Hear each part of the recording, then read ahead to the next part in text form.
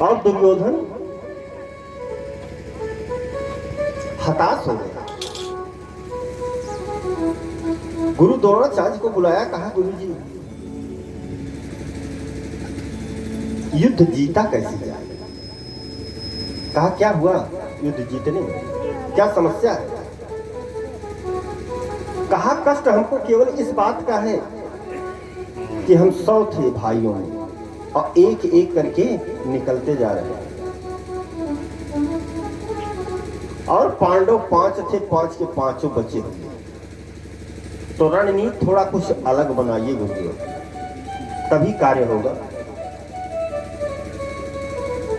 कहा कि ठीक, कैसी रणनीति? कहा चक्रव्यूह भेदन की रणनीति बनाइए। कहा ठीक। कहा ऐसी रणनीति बने कि चक्रव्यूह भेदन की क्रिया 5 भाइयों में केवल अर्जुन जानते हैं,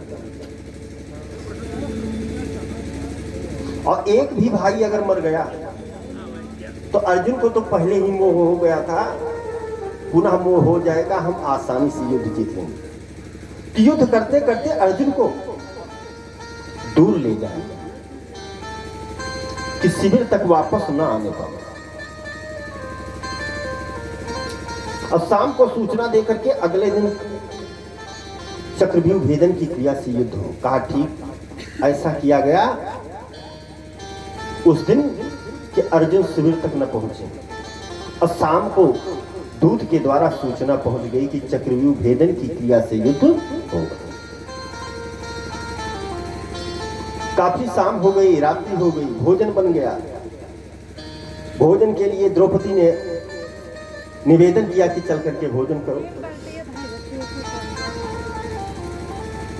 अब धर्मराज युधिष्ठिर चिंता में बैठे हुए कि युद्ध कैसे होगा, हमारे यहाँ तो 4 भाई हैं, कोई जानता नहीं है, अब तो पराजय निश्चित। अर्जुन आया ना शिविर तक, भोजन करने के लिए नहीं पहुंचे। इतने में सुभद्रा पुत्र अभिमन्यु आए।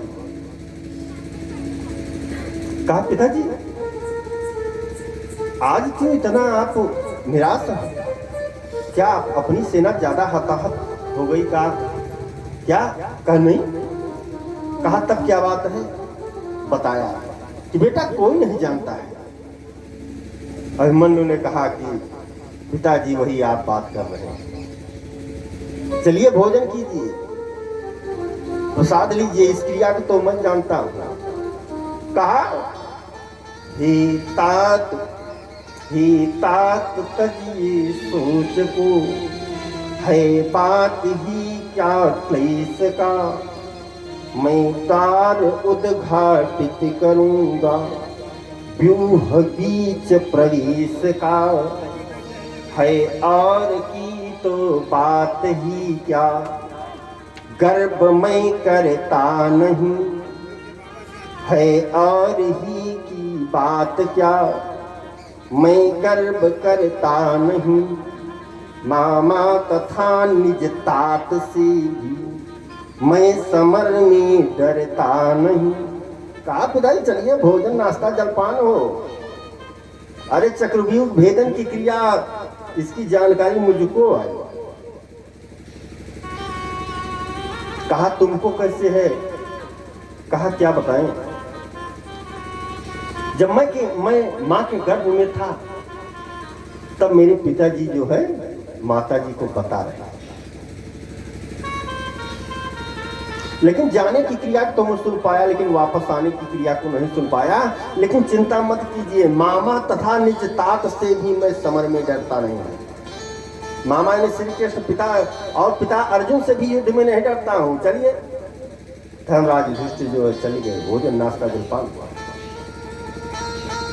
अगला दिन हुआ चक्रव्यूह भेदन की क्रिया से युद्ध होने के लिए। आज प्रथम बार अभिमन्यु वीर भेष धारण करके सर्वप्रथम अपनी धर्मपत्नी उत्तरा से मिलता है।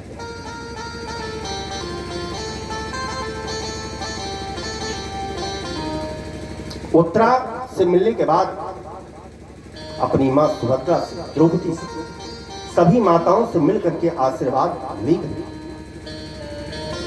युद्ध क्षेत्र में चली गई। और जैसे बिगुल बजा, इतना तेज युद्ध कर रहा है कि 7 महारथी हैं, लेकिन कोई थाम नहीं पा रहा। सबको मारते हुए अंदर जाकर के प्रवेश किया।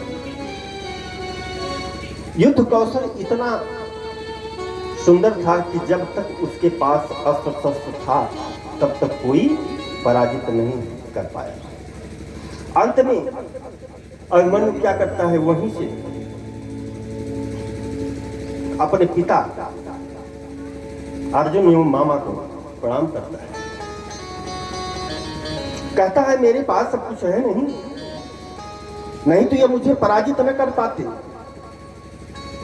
कि हे तात हे मातुल जहां हो, है प्रणाम तुम्हीं वहीं, अभिमन्यु का इस भांति मरना, भूल मत जाना कहीं, मेरे मारने वाले कायर कहाएंगे सभी, सुनकर चरित सदा मेरा आंसू बहाएंगे सभी।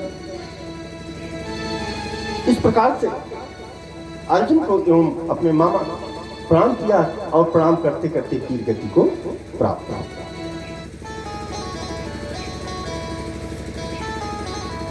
जैसे वीर गति को प्राप्त हुआ वैसे अर्जुन आ गया,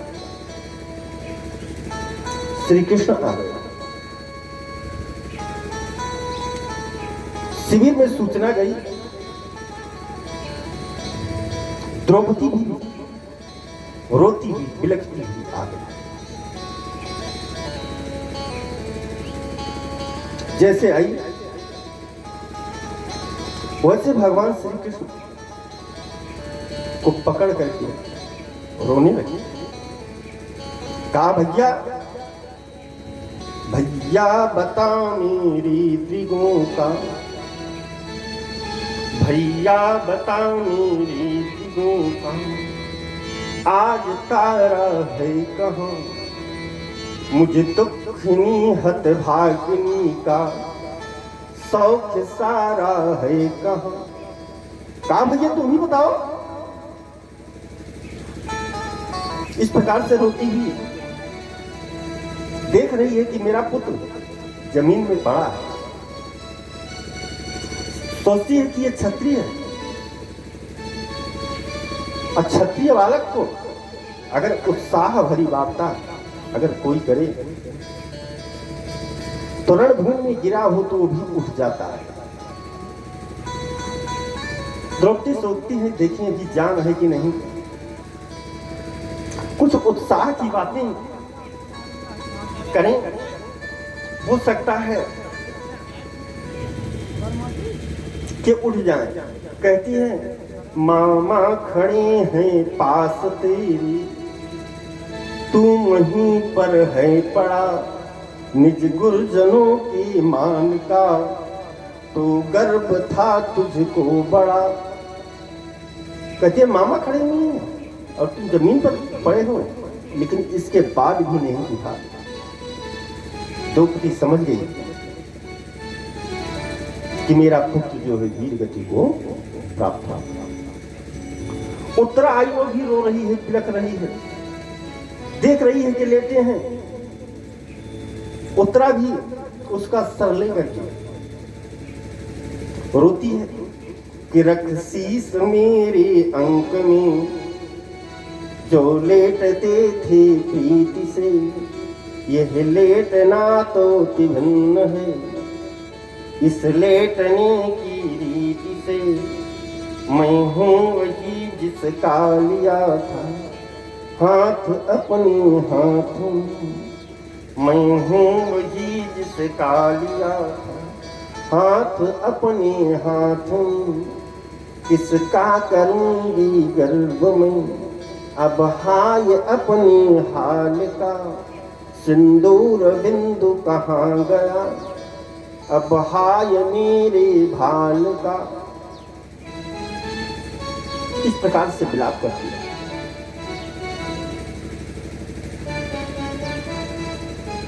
पता किया कि चक्रव्यूह भेदन किसने कराया था? कहा गुरु द्रोणाचार्य। कहा गुरु जी को तुम मैं नहीं मार सकता। गुरु जी का वध तो धृष्टद्युम्न ने किया। जयद्रथ वध की कथा है, कथा बहुत लंबी है लेकिन मूल तक चलना है। और उसके बाद जब बात आई सती होने की, तो उत्तरा सती नहीं हुई, इसलिए नहीं हुई कि वो गर्भवती थी।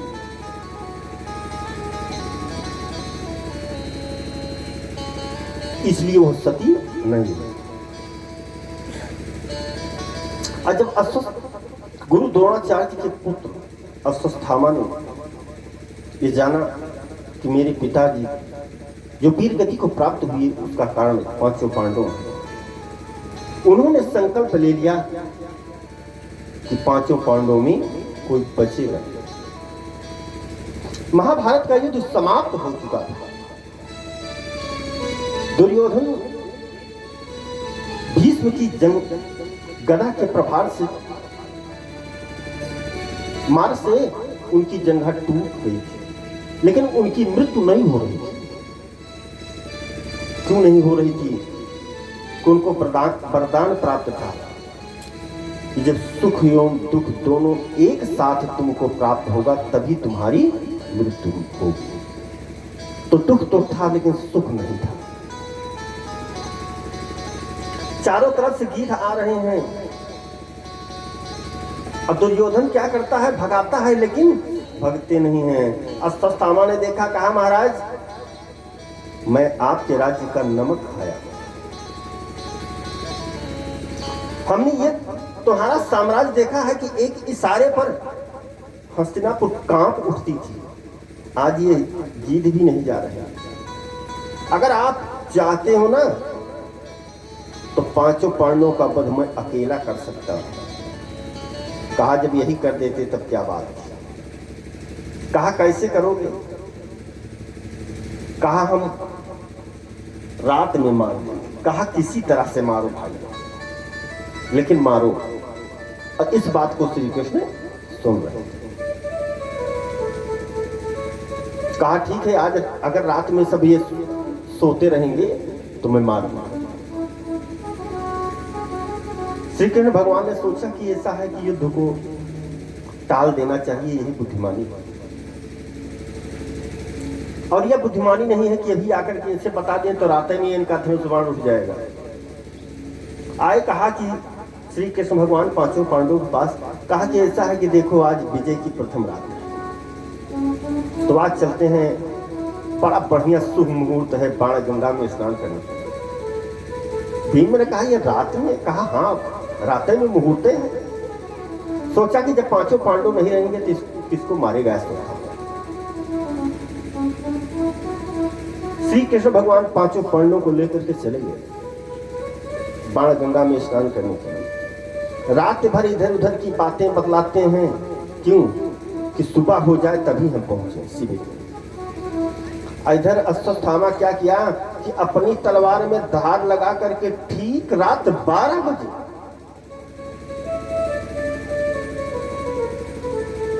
पांडवों के शिविर में प्रवेश कर दिया। अब द्रौपदी के 5 पुत्र थे जो पांचों भाइयों के अंश से पैदा हुआ। जो दुर्योधन का पुत्र था वो जैसे दुर्योधन थे उस तरह का। जो अर्जुन का पुत्र था जैसे अर्जुन, यानी पांचों की शक्ल उसी तरह से थी जैसे पिता की शक्ल थी।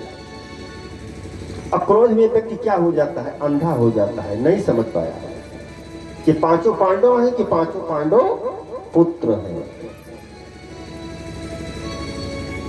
समझ नहीं पाया। वो अपनी तलवार लेकर के पांचों बच्चों का सर काटने लगा।